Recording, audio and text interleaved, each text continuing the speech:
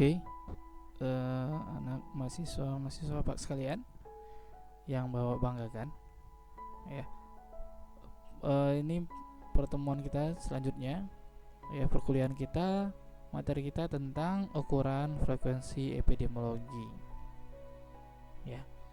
Nah, sebelum kita masuk ke materi ini, sekali lagi Bapak ingatkan pada anak-anak sekalian untuk konsentrasi dalam memperhatikan materi ini, ya, mempelajari materi ini.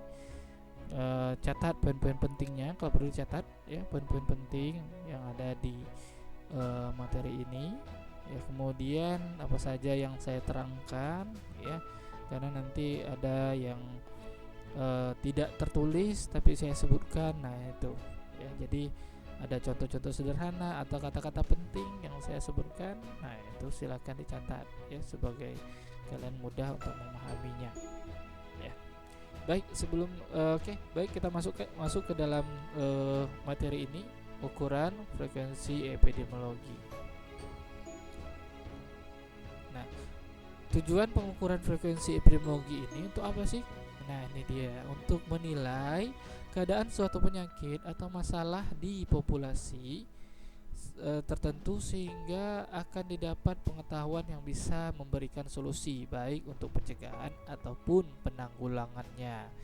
Nah, jadi pengukuran frekuensi ini untuk menilai keadaan, ya. Jadi kan di epidemiologi sendiri, ya, ilmu yang mempelajari kejadian di suatu komunitas, gitu, suatu populasi, baik itu penyakit atau apa sajalah yang berarti kejadian, gitu, ya, yang bermasalah. Nah, kalau di kesehatan, ya, ini suatu penyakit, ya, jadi menilai keadaan suatu penyakit di populasi tertentu, ya. Gimana sih penilaiannya, kita nilai, gitu, ya. Nah, kemudian setelah itu dari nilai itu kita apakan? Nah, ya, kalau dia tinggi misalkan, ya, nah itu kita akan mempelajari ini gimana nih solusinya, apa nih masalah ini, gitu, ya. Kita cari solusinya, kita berikan ke masyarakat itu, baik itu pencegahan ataupun penanggulangan. Nah, tentunya kan dalam upaya kesehatan itu kan banyak, ya. Apakah kita melakukan preventif, pencegahan, promotif, kuratif, dan rehabilitatif. Nah, ini, ya. Nah, pencegahan banyak, ya, upaya-upaya pencegahan, gitu, ya. Bisa misalkan apa namanya, 3M, gitu, ya, menguras, mengubur kalau untuk DBD. Nah, gitu, ya. Kemudian membersihkan lingkungan, ya.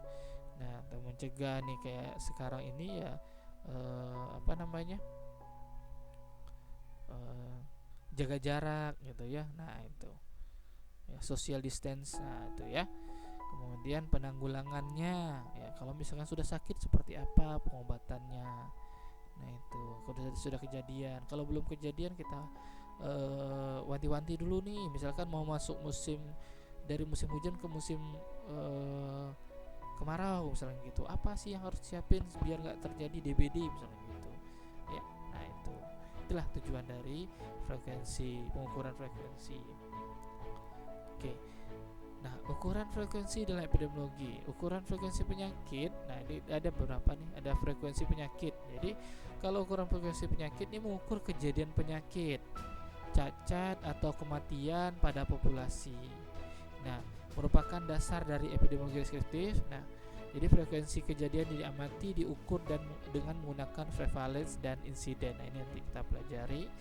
Lalu ada ukuran dari akibat pemaparan, yang terpapar penyakit misalkan, atau terpapar apa misalkan, gitu, ya.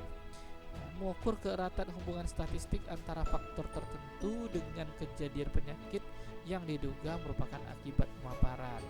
Jadi kita lihat faktor tertentu dengan kejadian penyakit, faktor pakai masker dengan kejadian COVID-19 misalkan, gitu, atau faktor social distance dengan kejadian penyakit. Nah, atau misalkan ada bersin misalkan, atau sentuhan tangan, sentuhan dengan penderita misalkan, gitu. Nah, itu kita lihat. Nah, hubungan antara pemaparan dan akibatnya diukur dengan menggunakan relative risk atau odds ratio.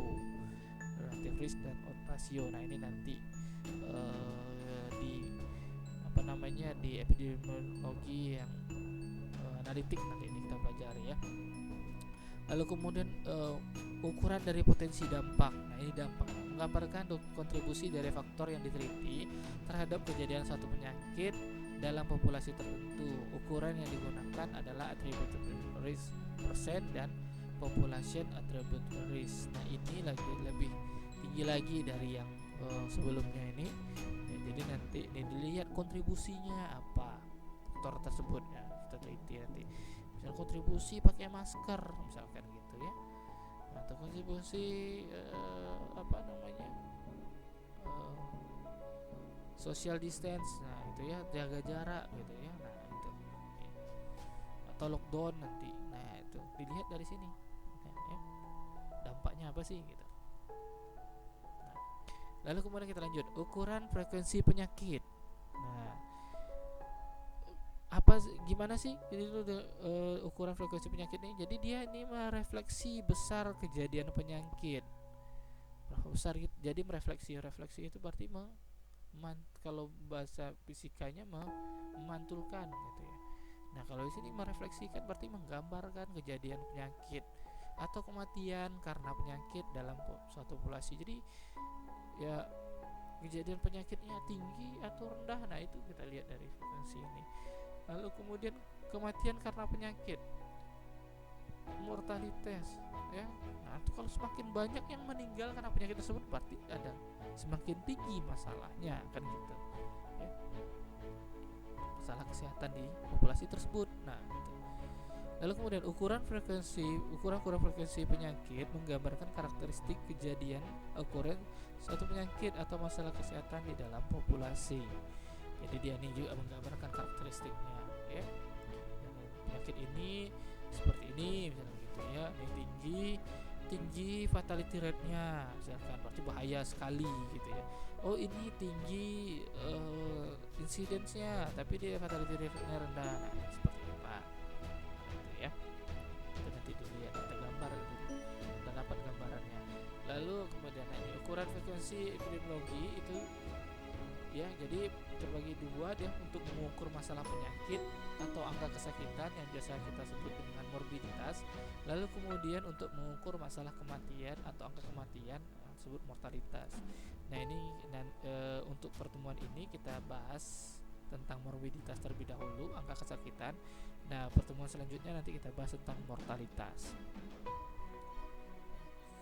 Nah, ukuran utama dalam morbiditas atau angka kesakitan dalam epidemiologi itu ada 3. Pertama, angka insiden, ada 2 ya, ada incidence dan prevalence.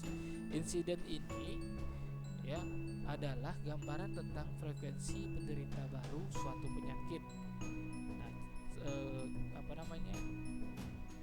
ciri khasnya nih penderita baru, suatu penyakit pada waktu tertentu di suatu kelompok masyarakat.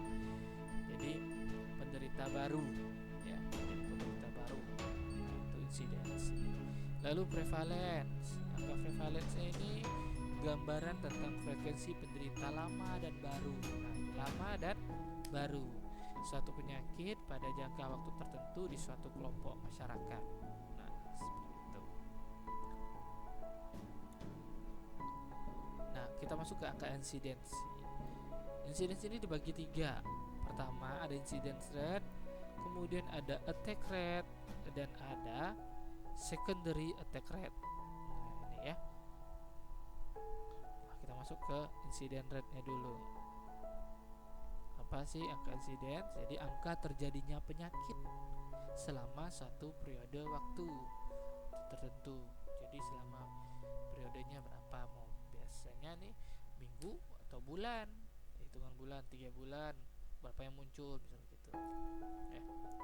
Atau 1 bulan ini, bulan Januari berapa yang muncul baru, bulan Februari berapa yang muncul ya positifnya, seperti itu. Nah, 3 elemen kunci ya, ini kuncinya di insiden ini adalah hanya kasus baru yang dimasukkan dalam pembilang, kasus lama enggak ya, walaupun dia sakit saat ini dia tidak termasuk. Nah, itu ingat.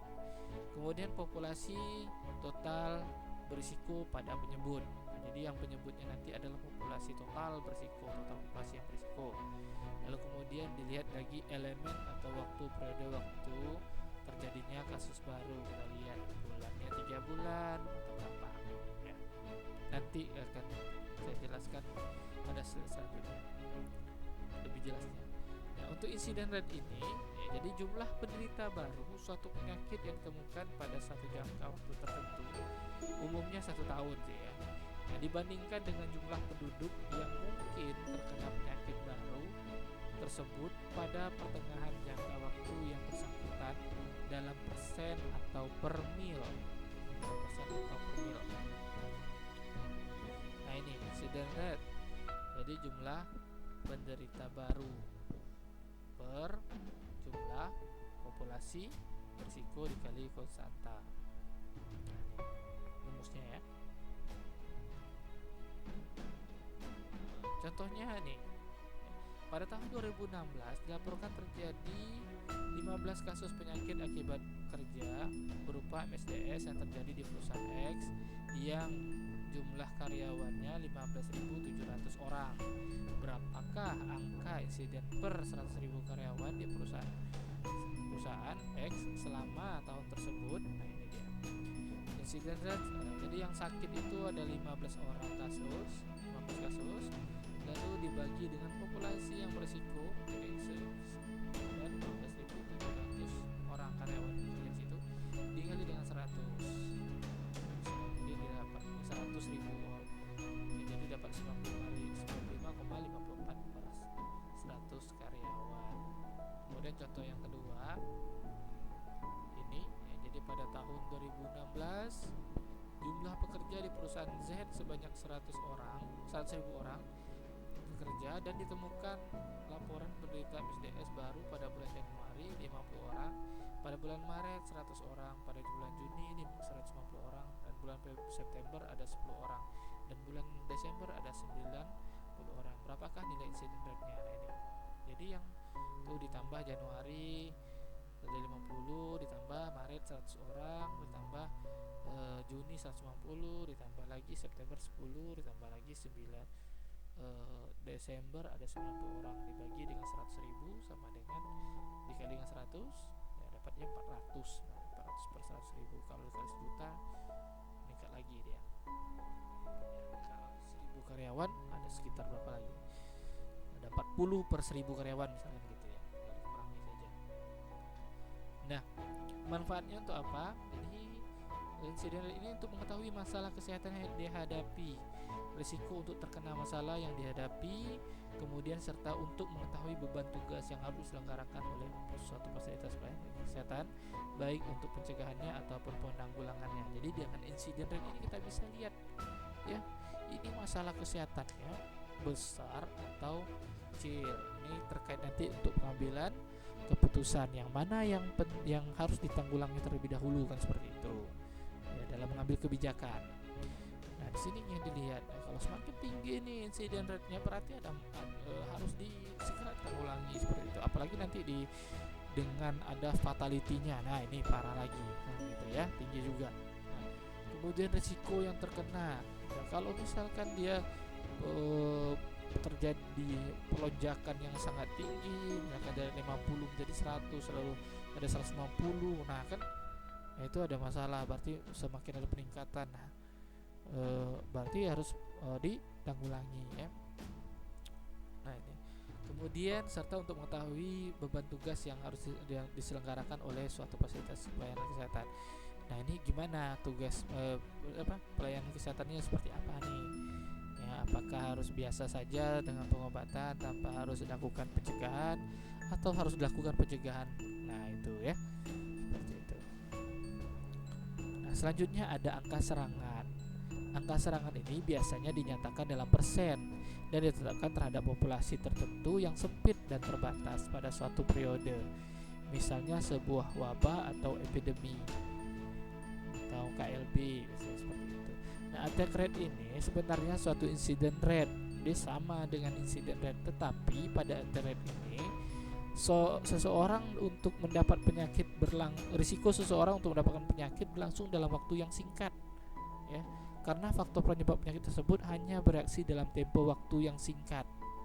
Ya, nih ingat di garis bawahi, bereaksi dalam tempo waktu yang singkat.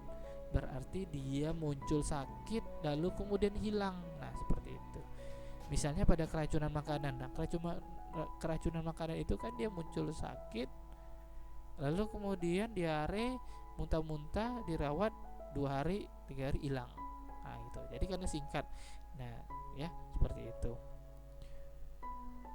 rumusnya. Ini jumlah penderita baru pada satu saat dibagi dengan jumlah penduduk yang mungkin terkena penyakit tersebut pada saat itu dikali dengan konstanta. Nah ini bisa 100%, bisa 1000 per mil, ya tergantung.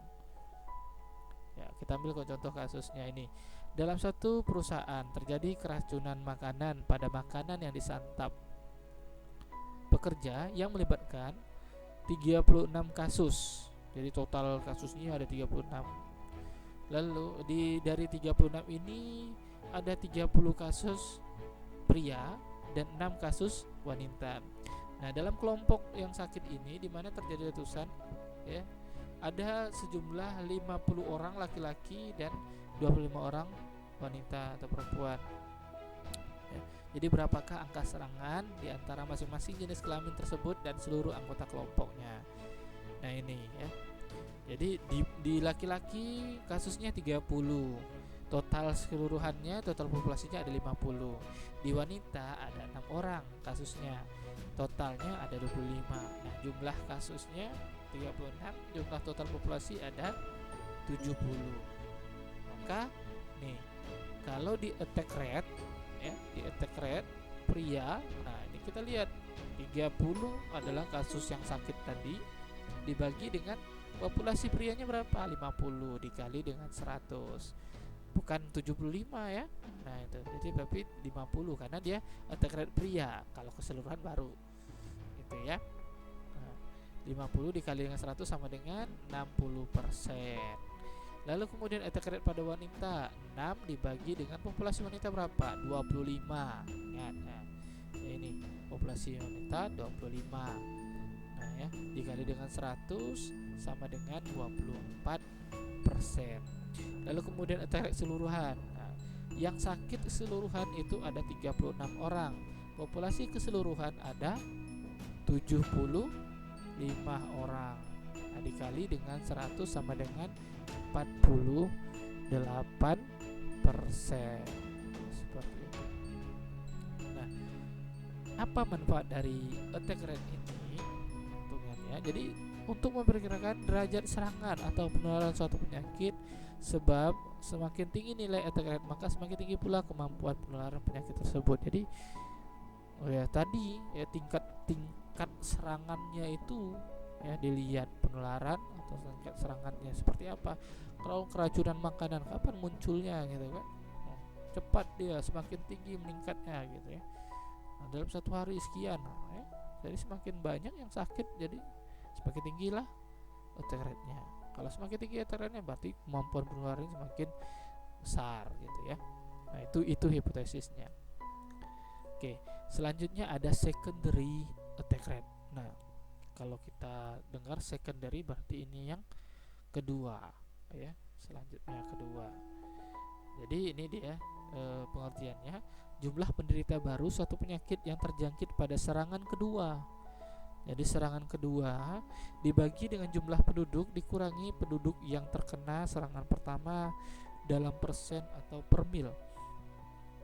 Nah, manfaatnya dari secondary attack rate ini adalah untuk menghitung suatu penyakit menular serta untuk suatu populasi yang kecil seperti keluarga. Nah, kita lihat ini rumusnya. Jadi jumlah penderita baru pada serangan kedua dibagi dengan jumlah penduduk yang telah dikurangi penduduk yang dengan penduduk yang terkena serangan pertama kali konstanta. Nah ini saya kasih contoh. Ini dia contohnya ya. Ini kalau kita misalkan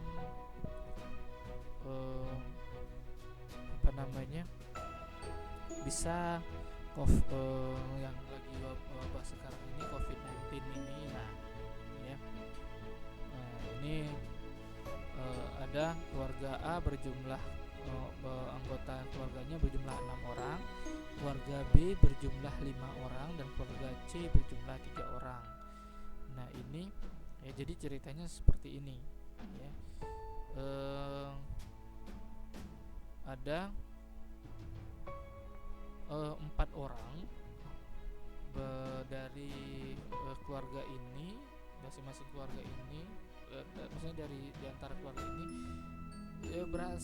baru datang dari daerah terdampak COVID-19 ya, daerah terdampak COVID-19 dari Jakarta atau dari Singapura atau dari luar negeri. Nah di keluarga ini kita anggap kasusnya ya. Nah di keluarga A ini ada satu yang sakit ya. Kasus pertama dia sudah dibawa dari Singapura, misalkan dia sakit, bawa penyakitnya nih, dia sakit, dia muncul ya, tiba-tiba sakit dia.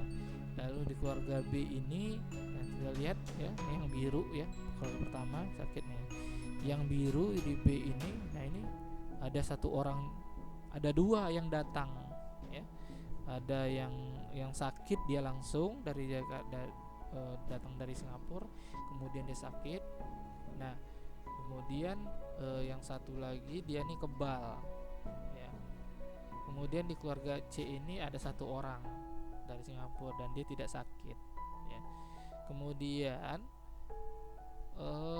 ada 2 yang sakit COVID-19 setelah sini sakit, lalu di keluarga A ini ada 2 yang sakit, lalu kemudian 2 yang sakit ini ya, kasus kedua. 3 orang yang kebal nih, dari antara 6 nih ya, 3 orang yang kebal. Lalu di keluarga B ada 2 orang juga yang sakit, lalu di keluarga C ada 2 orang yang sakit. Nah ini 1 yang kebal. Nah ini kalau di keluarga A nggak ada yang kebal, ada yang sakit aja. Di keluarga B ini ada 1 yang kebal, keluarga C 1 yang kebal. Nah berapakah nilai secondary attack rate-nya? Nah ini ya, jadi yang kasusnya ada 2 dan 2 di A, 2 di B, 2 di C, 2. Jadi ada 6. Lalu kemudian di A, populasinya di A ini ada 6 orang. Nah, tapi yang sakit pertama, yang kasus kena kasus pertama itu ada 1 orang. Jadi 6 kurang 1. Lalu kemudian di keluarga B ada 5 orang anggota keluarganya. Tapi yang yang baru datang dari Singapurnya ada 2, maka dikurangi 2 orang gitu, dari daerah terdampak. Nah, 1 yang sakit, 1 yang kebal. Lalu kemudian di keluarga C ada 3 orang anggota. Nah, cuman yang datang dari Singapurnya ini, dari daerah terdampaknya ada 1 orang. Jadi, tapi dia kebal, cuma dia menularkan. Nah, ini bahaya ya. Kurang 1 dikali dengan 100%, maka sama dengan 60%. Nanti 6 ini 6 kurang 1, 5 tambah 3 tambah 2 ya, 5 tambah 3 8 tambah 2 10.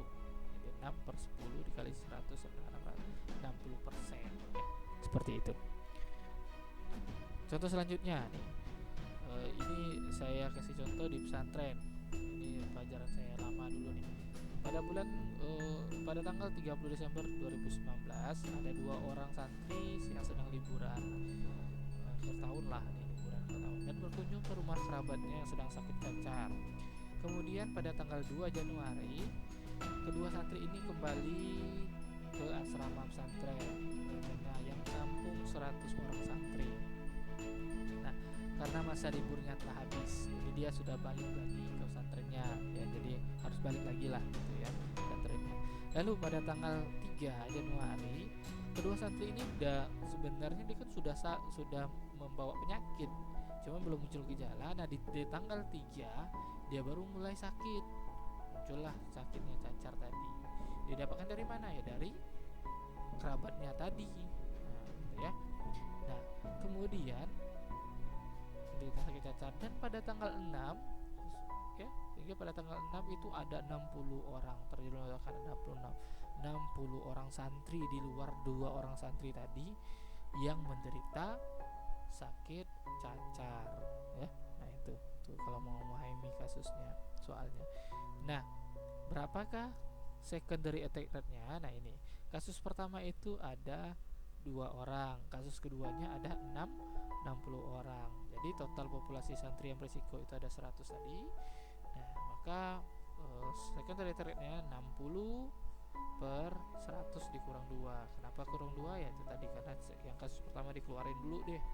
Itu ya. Nah, kita lihat. Ya, dibagi nih 60 bagi 98 dikali 100 sama dengan 61,22%, seperti itu ya. Nah, lalu kemudian kita masuk ke angka prevalence. Angka prevalence ini terbagi dua. Pertama itu ada period prevalence rate dan ada point prevalence rate. Kita masuk yang pertama, ada period prevalence rate.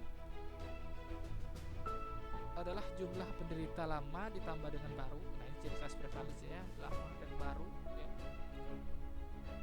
Suatu penyakit yang ditemukan pada jangka waktu tertentu dibagi dengan jumlah penduduk pada pertengahan jangka waktu yang bersangkutan dalam persen atau per mil.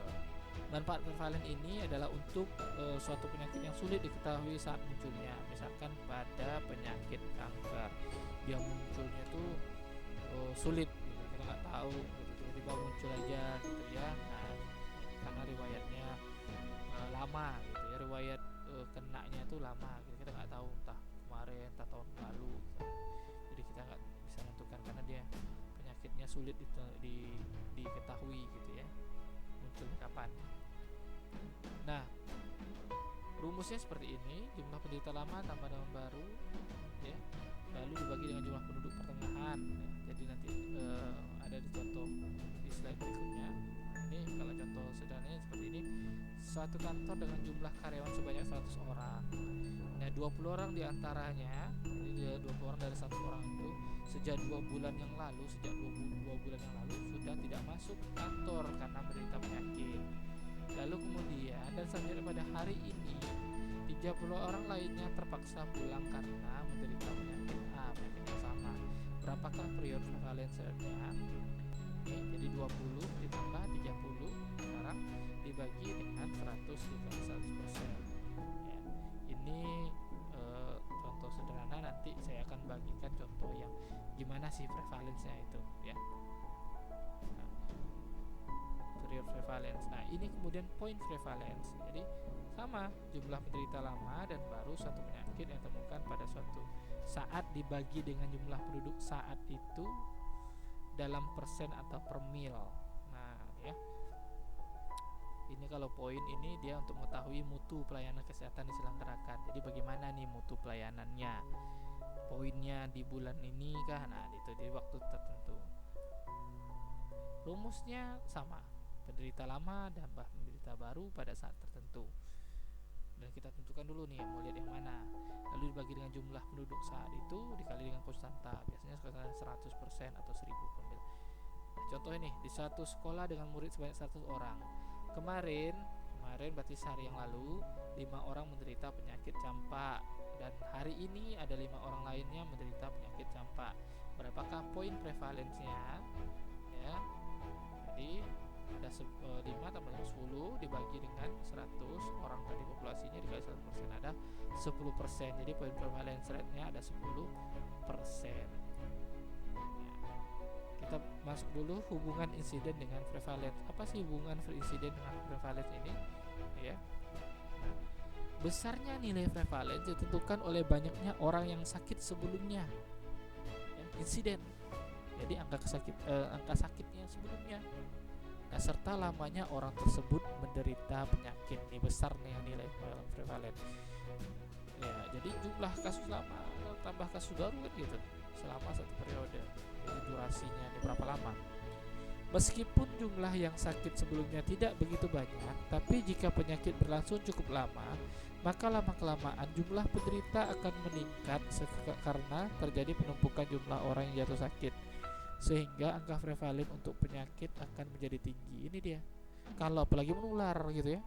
Nah, kalau menular dia makin meningkat karena dia menularkan, dia sakit, kemudian ada keluarganya lagi menjenguknya, menular. Nah, seperti itu.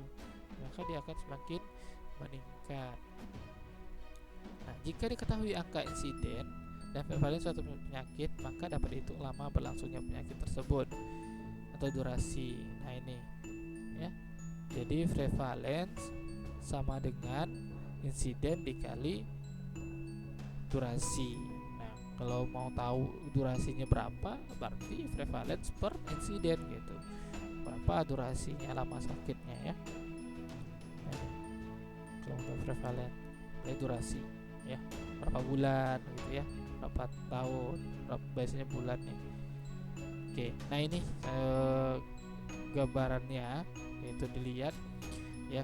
Jadi yang A ini munculnya kasus. Lalu pasien A ini dirawat, dia sakit, menderita sampai kapan, dan di akhir garisnya ini dia sembuh. Nah, ini juga di B, di bulan Januari, kenanya di bulan Januari, lalu kemudian dirawat, sakit, sembuh di Maret. Lalu ada D yang positifnya di Maret, sembuh, dirawat, kemudian sembuh di bulan Mei akhir. Yang C ini munculnya di Juni, kena positifnya ya, lalu dirawat gitu ya, dan berakhir di Juni. Nah, ini cara membacanya.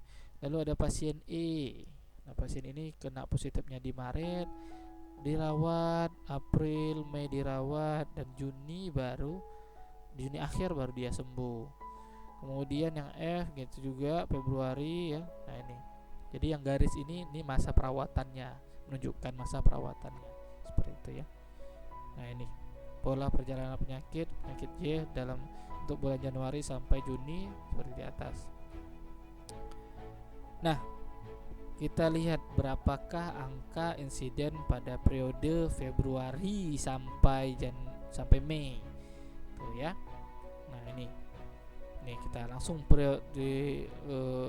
diarsir atau dikurungkan, kita tandai dari Februari sampai Mei. Nah, ingat, angka insiden adalah kasus baru ya. Nah, jadi yang dikatakan positif baru muncul kasus positif, nah gitu ya, bukan yang sudah sakit. Nah, ini kita lihat, ada pertama A muncul di Februari, kemudian di Maret ada D, kemudian di E muncul, kemudian Februari ada F dan G. Nah, jadi angka insidennya di periode insiden rate di periode Februari sampai Mei ada 5. Ada 5, maaf. Ada 5 bukan 6. Ada 5 kasus ya. Nah, itu ya. Jadi ada 5 kasus. Nah, ini ya. Karena dia positif muncul ya tadi. Nih. Nah, tuh yang muncul ya. Yang B ini nggak masuk ya, yang H juga nggak masuk ya. Jadi yang muncul pertama. Nah, ini. Kalau kita misalkan lagi mau lihat lagi angka insiden di bulan Maret. Nah, kalau Maret berarti hanya di D dan E. Nah, itu dia angka insidennya muncul di D dan E. Kalau bulan Februari A dan A, F dan G, seperti itu. Bulan Juni berapa? 1 ya. April dan Mei angka insidennya mana? Kosong, nggak ada. Nah, itu ya insiden, ingat ya, insiden. April nggak ada, Mei nggak ada, Januari ada B, ada H, ada I, ada 3. Seperti itu ya. Jadi kasus nih mulai munculnya, kemudian garisnya berjalan, ini perawatan ya, ingat ya, 5 kasus. Oke, selanjutnya angka prevalence ya, di angka prevalence period prevalence rate. Nah, ini kita lihat lagi masih di tabel yang sama. Gimana sih kita lihat tahunya mana periode prevalence? Nah, nih karena periodenya Februari sampai dengan Mei, nah kita arsir dulu Februari sampai dengan Mei.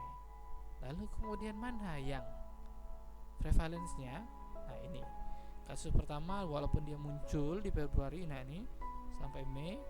Lalu kemudian, nah ini si B munculnya Januari, tapi dia masih sakit, menderita penyakit tersebut di Februari sampai Maret baru sembuh. Jadi dia masuk ke dalam prevalennya, dimasuk angkanya ya. Ingat. Nah, itu dia membedakan antara prevalence dan insiden. Lalu kemudian di D, E, F, ya, G, kemudian H, walaupun dia muncul di Januari, nah dia tetap masuk. Ya. I nggak masuk karena dia sudah sembuh di Januari, jadi nggak masuk. Ya karena dia lihat periodenya. Nah, ini maka jumlah periode prevalennya dari bulan Februari sampai Mei adalah ini A, B, D, E, F, G, dan H. Jadi 7 kasus. Dibagilah populasinya berapa ya. Seperti itu. Lalu kemudian poin prevalence. Nah, apa bedanya nih tadi? Padahal rumusnya sama gitu ya. Membedakannya kayak gimana nih? Nanti supaya kalian tidak salah ngambil. Nah, ini dia. Kita mau lihat di bulan Januari dan Juni ya, kita poinkan dulu. Kita mau lihat bulan yang mana? Nah, itu dia. Ya, kita poinkan dulu. Ya. Kalau poin berarti satu bulan gitu ya. Nah, untuk di bulan Januari ini ya, satu tuh prevalence-nya. Lalu di bulan yang H. Kemudian I. Nah, ini Januari. Nah, munculnya tuh ini. Januari, TB, A, dan I. Jadi ada 3 kasus. Lalu kemudian di Juni. Nah, Juni gimana prevalensinya? Tuh. Nah, ini yang A padahal muncul di Februari, tapi dia masih sakit sampai Juni, tetap dihitung prevalence, poin prevalence. Ya, nah itu. Lalu kemudian C. Nah, C karena dia baru muncul dan menderita di bulan Januari, nah udah masuk. Lalu kemudian E. Nah, E ini muncul di Maret, sama tadi nih kayak Februari yang A nih. Tapi dia masih sakit sampai Juni. Nah, gitu ya.